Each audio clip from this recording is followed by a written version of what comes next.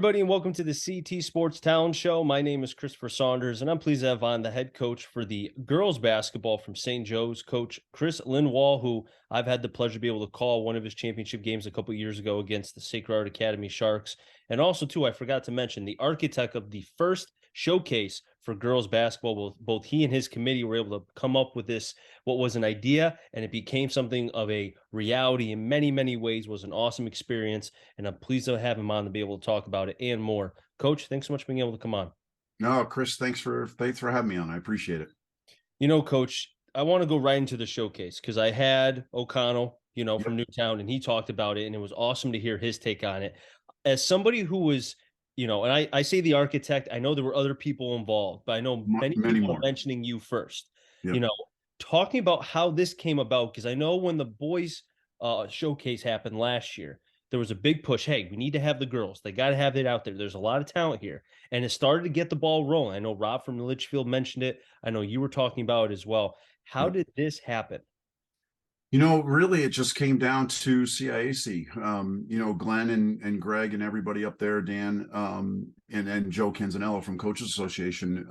We were up at the state championship games, and we were just trying to figure out how we could pull this off, right? And looking at a lot of things. It's been talked about in our committee. I'm on the girls basketball committee with a bunch of other people, and we knew that it finally got approved, and so now it was just trying to figure out how we can make it work. And we needed a site, and we needed a site that was going to be able to have 4 or 5 courts, and to be able to make it work if we could get the full 50 teams, which was the limit number that CIAC had put in, really kind of modeling off of the boys, right? And so the boys event was so successful last year.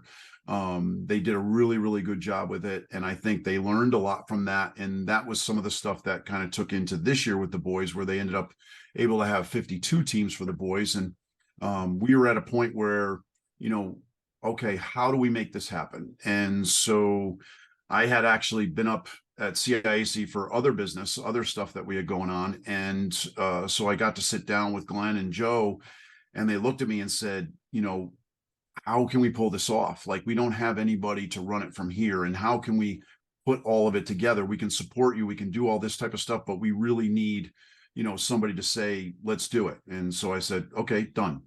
And then I knew in my mind, 6 or 7 people right off the top of my head that I had already kind of talked to before going up there, that I knew that they would be supportive in helping us with the event and how we can pull it off. The good thing for me is I've run some AAU tournaments for Blue Chip back in the day for college evaluation tournaments. So I kind of knew how this was going to work. And then obviously coaching college at Fairfield U, I knew what to expect from the college coach perspective. The hard part is we got the late start, right? And so that really hurt us in regards to trying to get the word out really quickly. The word directly went to the athletic directors and the principals. And so I left that place and I made those 7 phone calls, and I was on the phone with those people for 30 seconds, and they said, yep, I'm in. And so we put that committee together really within 24 hours. There was 9 of us, I think, total. And we had a representation from every league. And so we knew that we could we wanted to try to get the top teams from all the leagues first. And then we wanted to make sure that we gave everybody an opportunity to register and look at it. And this was a huge opportunity for girls basketball in the state. Again, from a competitive perspective, we've been trying to get the out of season coaching package moved. I've been, in the forefront on that also with a committee, and trying to get the word out that, we need to get this passed. We need our certified coaches to coach our players, right? And so unfortunately we did not get that passed. Hopefully going to get that, back into the works for next year. But we got this committee together. We did a quick phone call.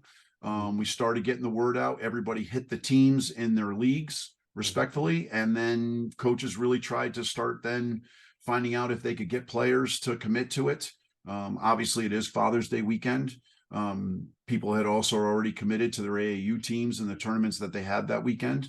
Most of the states had known that this was going to be an NFHS weekend. So They were trying to get AAU tournaments to not have or hold high school age brackets in regards to any evaluation. And but there still were going to be some tournaments in the area, just is what it is. Rhode Island and Massachusetts did not run a tournament like what we did for state teams for the CIAC, I should say NFHS, and so it just started from there. And the first 2 weeks were slow. And then, Scott Erickson put together an article after I reached out to him in regards to I needed to get the word out to the coaches and I needed to get the word out fast. And so he got that article out at the end of April. That was the first week of May. The email originally went out the end of April. And then the first week of May, he put that article together. And next thing I know, I had 30 text messages or phone calls probably within 2 hours of that article coming out. How do we do this? What can we do? What can we do to help? This is awesome. This is great. Blah, blah, blah, blah. Mm-hmm. And so it was just educating everybody of the process. Obviously, there's a liability process. There's an NC2A process. There's a lot of things to get your team certified and all that type of stuff. So teams had to go through that and did a really, really good job getting their teams together. And unfortunately, some teams weren't able to get their full teams. We did at the very end, we allowed one team to combine with another to make sure that they had enough kids. And that was a very end of the thing. But other than that, we ended up getting 44 teams and it was just an incredible, 48 hours of basketball. It was just awesome. Coach, I'm a big believer in every single year you strive to be able to get things better. So obviously the showcase next year will be better than this year's. And it's no disrespect to this year's showcase, but you always look for improvements and find ways to be able to better the game, the players, get more coaches, et cetera, right? Yep. Just like sports, you think of I love baseball. First, it was limiting the amount of trips to the mound. Now they have a pitch clock and there's so many things involved with it. Yep. When you think about the showcase and there was so much good, right? Is there certain things that, without revealing too much, because I don't even know if the talks have began for next year, but is there anything and that they have? Perfect. Yep. So what can you share as far as what could possibly be improved, or I don't even want to say improved, but maybe bettered for next year? Well, I think the number one thing is that coaches now are going to know, because the NC2A has told us that, it's going to be this weekend. It's going to be Father's Day weekend. It's going to be the Friday and Saturday of Father's Day weekend. VJ, the AD down at Staples, has offered to have us there again. Staples was an incredible host for us. Their maintenance crew, the custodians, the site directors, VJ, everybody was amazing in helping us get this going, especially because that was their last day of school. So to pull that off and get in there at 12 o'clock and get this thing set up within an hour, because we had 8 teams coming in on those 4 courts, that was pretty incredible that we were able to do that. But little things, I think, now that everybody knows ahead of time. Registration, we're talking about opening registration the Tuesday after the state championship game. We're talking about trying to get registration confirmed and done earlier. We had a little bit of an issue this year where we had 48 teams, and that's where we were. We were stuck on 48 for a while. And, over the last, say, 5 days, we found out that we ended up losing 4 teams because kids just came up with other commitments that they didn't know or just could not be there. And teams were not going to be able to pull off having the number of kids you need for something like this to play 3 games in 24 hours, right? I mean, that's really what it came down to. And so I think the thing is that stuff is going to help us tremendously. And I think from a committee standpoint, what we're going to look at is kind of spreading it a little bit, so it's not all on 1 or 2 people. And we're going to try to get ahead of it with the college coaches. We are fortunate. We ended up having 34 college coaches come, but we didn't do anything in regards to asking them to commit to us. We didn't put any pressure on anybody. We got it out, a couple weeks before the event, and let people know. And then we just kept trying to update them with the schedule. I personally sent out about 185 emails each time that I sent it out to college coaches, giving them an update of what was going on. And so, we did that, and, we were blessed to get the 34 that were there, and very thankful for that. And I think us having one person maybe focus on that on our committee and just getting that information out and staying ahead of that, and getting it out earlier, will be big. I think that's a good thing for us. And again, I think the thing is that, as we know, the NEPSAC had their showcase at the same time, and which is great because, again, we want to showcase the kids, right? It's got to be about the kids, and that's the number one thing here. And I know there's a lot of thought and conversation about between NEPSAC and CIAC. That means nothing to me. What's important to me is it's about the kids, right? And so if it gives the ability that they're going to have it at Sacred Heart in Greenwich, and we're going to be in Westport, that makes it an easy trip, commute for the college coaches to go between the two facilities, to see the teams that they need to see. And then I know that there was an event in the city also, and there was an event in New Jersey. So they were kind of floating. And I talked to a lot of college coaches because a lot of them I was assistants with, right? We were all assistants traveling. And now some of them are head coaches or lead assistants from back in the day. And so I called a lot of people and asked them and talked to them about what do we need to do better, for you guys and all that type of stuff. So that was some of the thought process that, we're looking at now. And then we just have to clean up a little bit of the registration process to make it a little bit easier, and not put so much pressure. The other part that I think from our standpoint, from the CIAC standpoint, is all the communication went through the athletic directors and the principals, and they have to sign off on their rosters according to the NC2A rules, both from a liability standpoint, health standpoint, making sure their physicals are up to date, all that type of stuff. But I think we're going to try to spearhead it to get the communication once they're registered to the coaches, because we end up getting that communication during the state tournament. And so all these ADs are trying to work with their teams during the state tournament of spring sports. CIAC is trying to run all these different things. And obviously we had the smoke out and the weather and changed a lot of things for the state tournament this year for the spring. So it kind of got to be too much for some people if they had a lot of teams in the state tournament. So I think we're going to try to drive it once they're registered and once they're confirmed to the high school coaches. So that's another direction of a change that I think we're looking at down the road. There's so many moving parts, and it's not like as easy as, okay, I want to have this, and then it happens. Like you said, there's so much involved with that. And I think it's awesome, coach, to be able to have the both you and your staff, but like you mentioned with yourself, contacting these college coaches, be like, hey, what can we do to improve?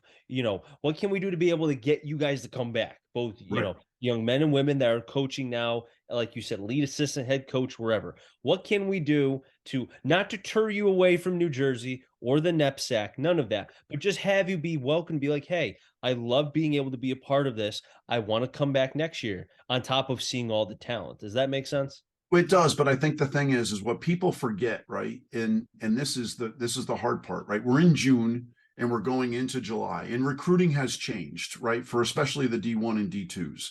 So the scenario for those guys is they have to look at the portal first, right? And so the portal, like this year on the girls' side, had over 1,000 names in it. And so teams were looking at and saying, oh, can I get a little bit more of an experienced kid, an older kid, a mature kid, that type of stuff. So now the sophomores to be juniors are getting pushed back even further because it's the portal first. Then, for this year, it's the 24s. Then they'll start looking at the 25s. And so I think a lot of the college coaches, which, listen, I think, I look at our state, right, in our D1s and D2s, we're blessed, right? We got some really good coaches on that level, and they do an exceptional job knowing our state, knowing what's going on. I talk to them all the time. They'll call me and ask me about certain players because they know that I'm going to give them the right story, I guess, best way to put it, because it's my reputation, so I'm not going to beat around the bush. But they do such a great job on their homework. So the players have to understand that, they need to market themselves. They need to be able to do different things now. Recruiting has changed. And so it's important for these kids to be able to know what kind of school they want to go to, how far they want to go from home. Did they go see a practice? Did they go see a game? Do they know what kind of style that coach is? All that type of stuff. They need to do that homework so that now when the college coaches come in, they're prepared to say, no, I really like your school and I really like your team and that type of stuff. And I think the unfortunate thing is that, and you know this from being around the sports world, there are too many coaches out there right now telling kids, oh yeah, you're a D1 player. You're a D1. There's no ifs, ands, or buts about it. Come play for me. I'm going to help you, become a D1 player, blah, blah, blah, blah, blah. And that's all well and good. But the problem is that, again, being a D1 player is a pretty special thing. And, I was blessed because my team from 2 years ago, I had two kids go D1, right? And so, Kate Rudini walked on at Purdue, and, Danae Hines is down at Presbyterian. And, those kids worked really, really hard to get to that spot. And so I think those kids, I call it the it factor, right? They have to have it. And when they have it, it takes it to another level. And so I saw a little bit of that in our showcase. I saw some kids that from different teams, the kid from Windsor's real special, and watching her play, and obviously the twins from Hamden and watching them play. And I got to firsthand watch them play because my team played them. And, Amanda played for me, back in my AAU days with Connecticut Starters. And so it was great to go up and play against the best. And, we ended up losing by 7, but we cut it to 4. I made her nervous. And so she had to call a timeout, which was good. But it was just, watching our games, like, Sacred Heart played Holy Cross, and just watching them go up and down in the tempo that they played. And, Sacred Heart bombed 17 threes made in that game. And I mean, it was just a war. And so we just had some really, really good games that I think if coaches were there to see it, they would have been like, holy cow. And fortunately, we were blessed with some people there. And I think it's only going to get better. I think it's only going to get better. Well, I can tell you, Coach, because Sacred Heart is now closed, Sacred Heart Academy is open. You talked about that. That I Correct. think is going to be the new Holy War, because now we do not have that anymore, because Holy Cross Right. does not have the Sacred Heart matchup. Right. Coach, it's awesome to be able to hear about this, and it's crazy because, again, it's a shame I have to go to this, but I got to get your comments on this. With what was written on Sunday, coincidentally enough, on Father's Day, right when the showcase was over with, a Yep. certain person wrote an article, and over the last 48 to 72 hours, if my math serves me correctly, could be Yep. off, Yep. there's been some things as far as what he said, and now trying to deflect and trying to comment back with some coaches and such, and some other people on Twitter. Obviously, I know people have tried to move aside from it, but I know you are somebody who feels very strongly about the fact of what happened over the course of the showcase, and just that this isn't a CIAC versus NEPSAC thing, because everyone's working It's together, not. and It's not. it's about the kids. So I love to get your thoughts, Coach. Well, and I think that's what we all have to remember first, right? And no matter who it is, listen, I've got some very good friends in the NEPSAC that coach. I know a bunch of kids that play in there. I've had a few kids play in my AAU program from there. It is what it is. They're playing basketball. Who cares, right? And so we just want to give girls opportunity, right? And so that's what it's about. It's about giving these kids opportunity. And the unfortunate thing is that the article was the article, and unfortunately, it ruined my Father's Day in a way, right? I mean, to a point, because all of a sudden now I'm getting all these calls and these text messages, and I'm trying to enjoy my time with my family and my kids.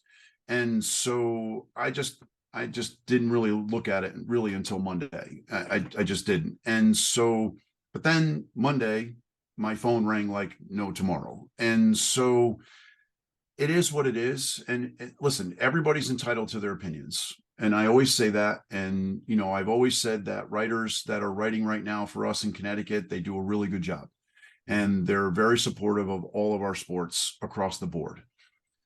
This one, I think, took it a little bit too far, but it is what it is. And so we move on from it. And I think the big thing is that it's definitely united the coaches. I think anytime that it's going, and what some coaches are feeling is an attack against our kids, I think that that's a strong say to it. But at the same time, our kids, did a really good job this weekend. And I'm sure it was a really good job by the NEPSAC kids too. I've heard great things about their event. And, they've got some really good people that are on that committee and how they do things and some of the things that they go about. And like I said, it's unfortunate that something like that had to be done without even walking into our event, right?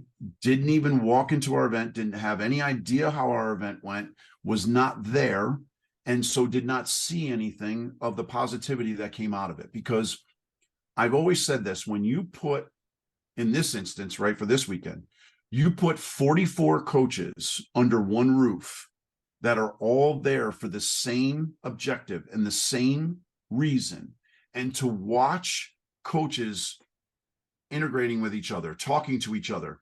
And we made sure when we did the schedule, and that was the biggest part of this committee, was we did not want anybody playing anybody in their league. We did not want anybody playing anybody in their non-league.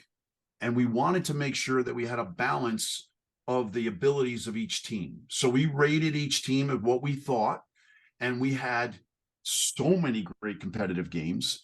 There were no 30-point games. Everybody played in competitive settings, and the coaches came away so happy that that's all that matters to me, is that this was great for the game of basketball on the girls' side, because it's going to grow our game. We're going into the shot clock era now. The game is changing. There's a lot of things that are going to happen. And like I said before, when you watch some of these games, I mean, we played Hamden, right? And I'm going to take it as a personal experience. We're playing Hamden, and I can't tell you the game up and down, how much it was just nonstop. We played East Hartford in our first game, and they're exceptionally athletic, great coached, well-coached team, just did some really good things. We might have played the best half of basketball we've played since the 2015 semifinals, when we played Enfield, and we could do no wrong. I mean, we could do no wrong. But when I look at it from a perspective of our team, right, my point guard had 7 turnovers for the weekend. 7. She played, I'm going to say 80% of the game, and she had 7. And you're playing against Hamden, a combined team of Brookfield and Milford, which was the 4 best players on each team, which potentially has 3 Division I players on that team, just that team. Then you turn around and you play East Hartford, which is like a track meet. Yep. And so there are so many good things that came out of that unfortunately, that's not what that article had depicted in regards to what happened. Yeah. And so it is what it is. And you know what? I'm moving on from it. And, you know, we had a great article come out today that Scott Erickson wrote from Game Time. He interviewed a few coaches, you know, and that's the word that I'm getting. Like, everybody is feeding us the positivity was incredible for us for the weekend. And it's about the kids. I don't care what anybody says. It's got to be about the kids. Coach, and we're going to end it right there. Well said, Coach. I really appreciate you coming on to be able to give your thoughts.